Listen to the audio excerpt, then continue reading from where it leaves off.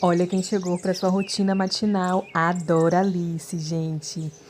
Quem está inscrito no canal já conhece ela, né? Porque ela é a dona do pedaço, ela é a dona da minha piscina.